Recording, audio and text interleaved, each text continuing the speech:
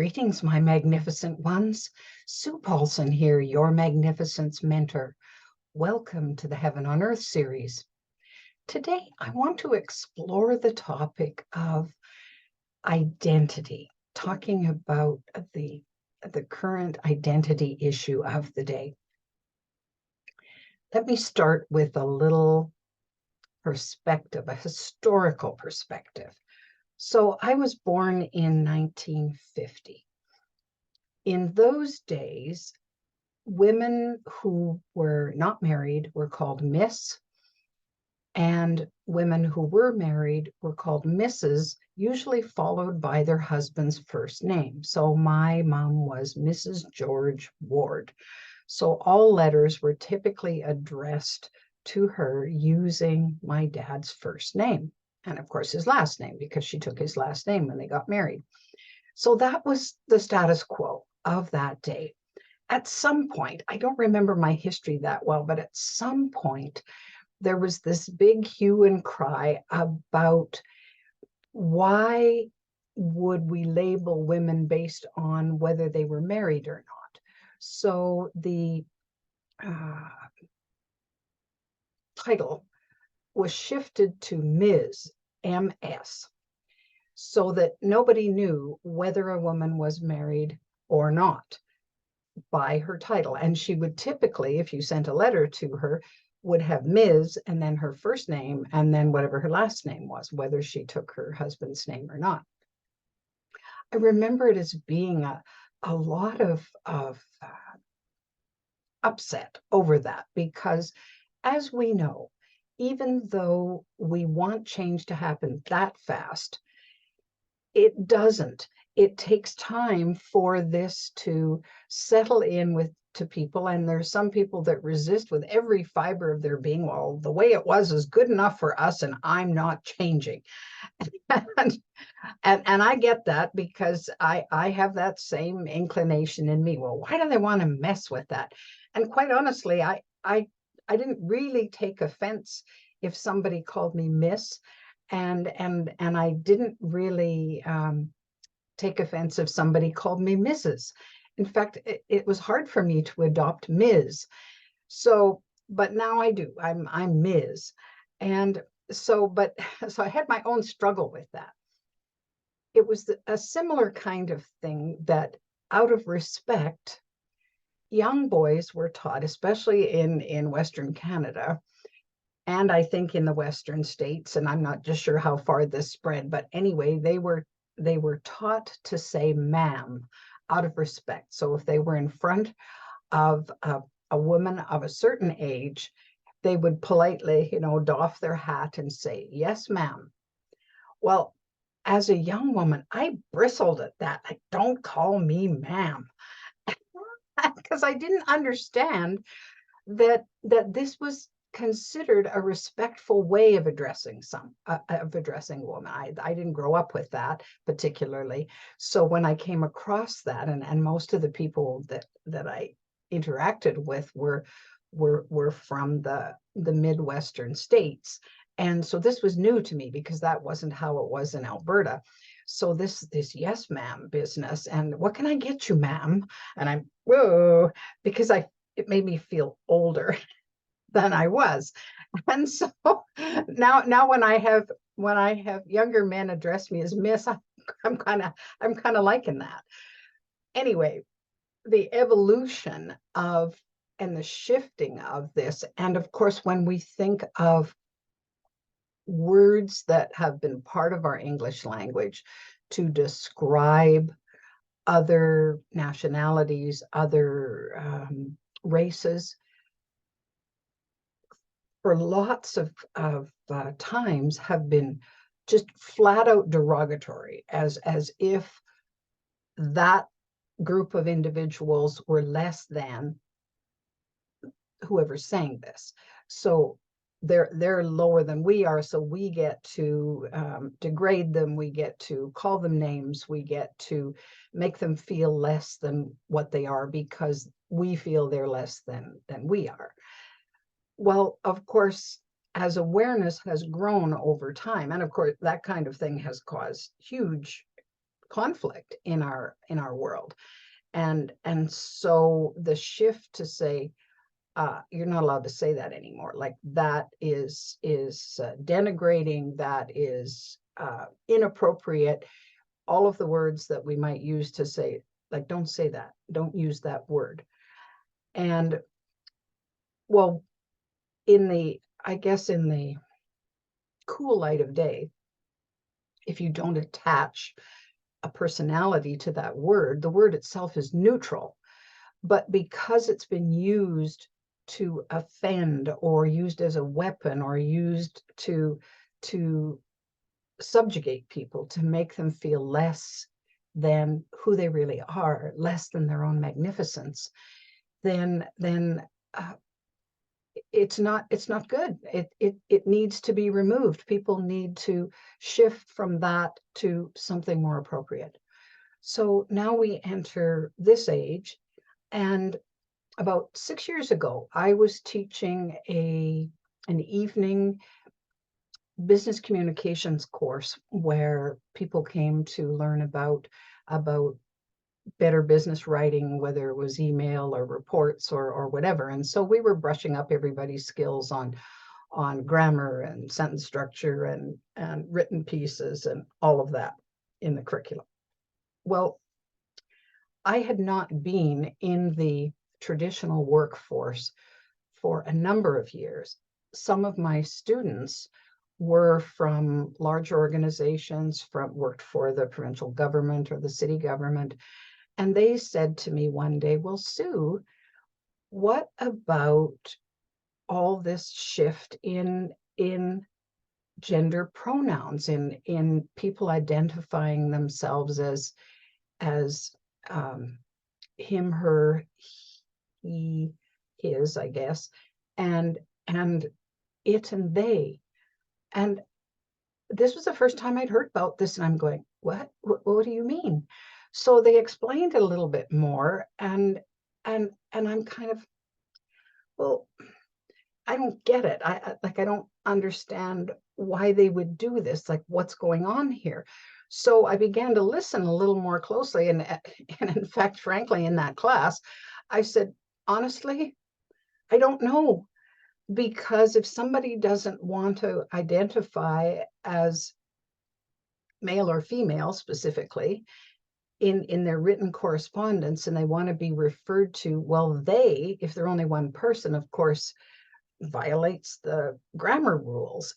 And so, and I was brought up to, follow the grammar rules. And so I said, I got nothing for you. I said, let me do some research on that and see if I can. I don't know how to guide you on that, because this is the first time I'm hearing about it. So it was a huge puzzle to me, and I began to wrestle with this whole notion. Well, as the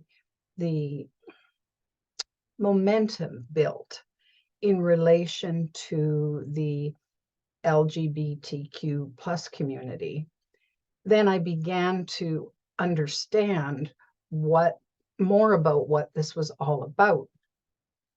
And although I confess that I'm still puzzled and somewhat confused. So I get that every individual has a right, and has their own right and their own responsibility to be seen for who they really are. I mean, that's just a natural thing to me. That's something that I think is so important. And of course, because I see the magnificence in every single human being on the planet, then it doesn't really matter to me how they identify themselves, because they are who they are. And there's no question that if a particular group of individuals have felt invisible for a long period of time, and they have this desire to be seen for who they really are, then obviously that's going to cause some ripples. That is going to pull things from what's been in the dark, and then lights are shone on the issue, and then the dialogue starts. All right. And in some cases, it's not really a dialogue, it's more of a and this wrangling, because there's this desire on the part of the group that wants change to make it happen and make it happen now, and a desire on the larger group to not change, to stay in their comfort zone and say, I'm not doing that, forget that, I don't want to do that, I'm not going to do that. And why would they want to do that anyway? So there's this huge resistance. And of course, this is what generates the need for what we would call a critical conversation. There's an amazing book called Critical Conversation that talks about when the stakes are high, when there's high emotional charge or content, and when there's a difference of opinion, then those three things are right for a critical conversation, for people to find safe and trusting ways they can trust each other to guide themselves through the conversation to a point of understanding. So there's that phrase, seek first to understand and then to be understood. So I guess my idea in talking about this topic today, I've been wrestling with this topic inside my head for a long time now. And I've been quietly talking to others in my generation. Okay, can you explain to me, like, I don't get why this is such a big deal? Well, of course I wouldn't get why it's such a big deal, because the lens that I look through is quite different than the lens that the group in these communities look through. Just a factor of age, a factor of the way I grew up, different from the ways each of them grew up. These are different times, and less the fact that we are open now, at least in North America and other developed countries, where it's not against the law. It's not a big, deep, dark secret. It's not, people can more easily be who they are and identify as that. So hallelujah for that. I think it's a huge move forward. Is there a way to go? Yes, there is a way to go, because unfortunately what I see pervading the conversation is a tremendous amount of judgment about wanting to label, well, who's right and who's wrong in all of this, when that's the wrong question to ask, as far as I'm concerned. That leads us in a direction that is not going to be helpful. It's not going to be fruitful. So it's about this idea of really understanding what is underneath all of this, and how are we going to move forward in the whole equation here. I think eventually we'll settle into, for the good of all concerned, that there'll be an acceptance of, yeah, that was the right thing to do. But in the meantime, there's this big tussle, because when I talk to other friends and colleagues of mine who are in the baby boom generation, we don't know what to say anymore. Like we grew up with words that described a particular race or culture that over time shifted for whatever reason, And we're going, well, is it bad to say that word anymore? Is it wrong? Is it? So let me give you an example of that.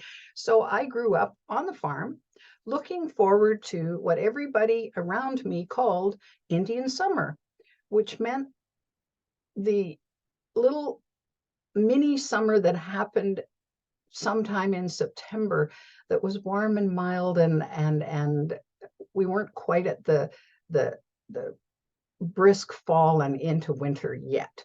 I don't know why it was called Indian summer, but it was.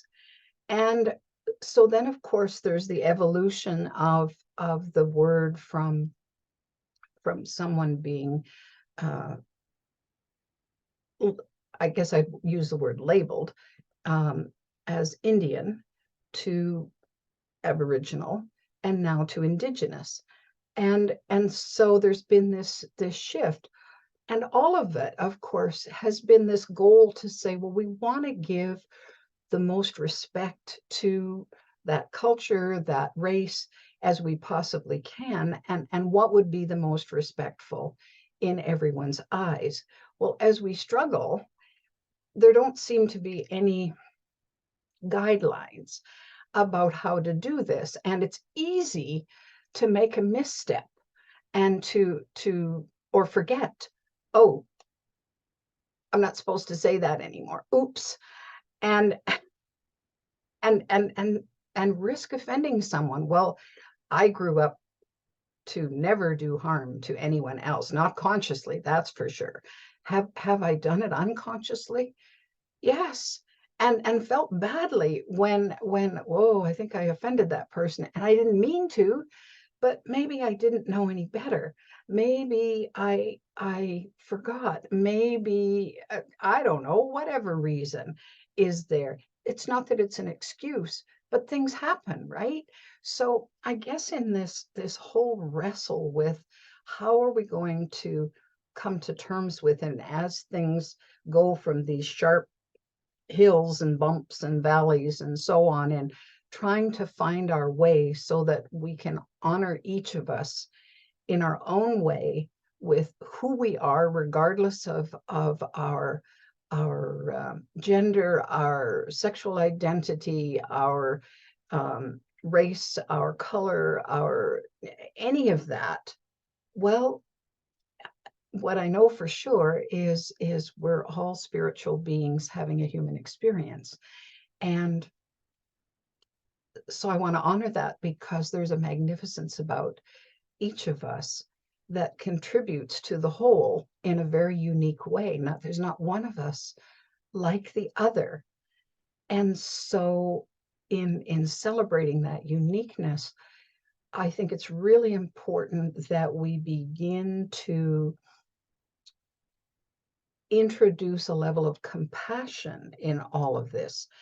Compassion for the people who have been, who have felt invisible, have felt put down or subjugated or made to feel less than. So compassion for the struggle that is, to lift them up and help them be who they really are and honor that.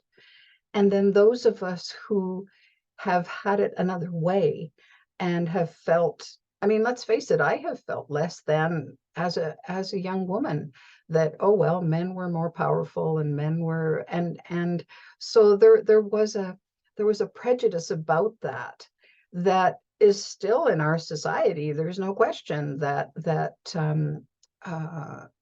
this still happens. And I watched a movie the other day called Water on Netflix that showcased the challenges in the era of Gandhi in 1935, somewhere around in there, the challenge of these child brides whose husbands died in India, and these young brides, some of whom had never even met their husbands, were married off at like 8 years old or something like that, and have become widows. And in that particular day in the Hindu religion, apparently, these widows were cast off, sent to an island or a place where just widows resided, and they had no visible means of support other than begging and other less desirable ways of feeding themselves and clothing themselves and having a roof over their heads. And I was troubled by this because I thought, wow, that doesn't seem good. It doesn't seem right to me. And at the end of the film, they said there still are 34 million widows in India that are having this hand-to-mouth existence. And I'm going, really? Well, it touched my heart, and I was sad about that. And I thought, well, this doesn't seem like the best way to handle this. There's something that's amiss here, something that needs to be addressed. And so it goes throughout the world, right? I'm sure there are lots of other things that I'm totally unaware of, injustices and ways of people being treated that are just flat out opposite to the love that we need to bring to each other. So much of it done out of fear. So, oh, it's a big topic. Do I have any answers? Not really, but I'm interested in entertaining the dialogue about that, to have a conversation about this, not a confrontation, a conversation, to shed more light on this topic, to find out, well, okay, what is really going on here, and how do I honor people in the way that they want to be honored? Like what does that look like? Because that certainly is my intention and my goal, so that they can begin to feel and remember their own magnificence. So that's what I'm all about. I think I'm going to publish this. It was not a topic that I thought I wanted to talk about, except that I said to Spirit, okay, what am I supposed to talk about today? And this was the only topic that came to mind. So forgive me if I've offended anyone out there. That was not my intention, but I did want to talk about it. I did want to raise the subject because it has been a big bone of contention in the world that I'm in right at the moment, and a big sense of confusion and frustration, and I don't know if any of us have any answers, except to look to loving ourselves through it, to having deep compassion for what has brought this about, and then seeing how we might honor everyone in this whole move forward.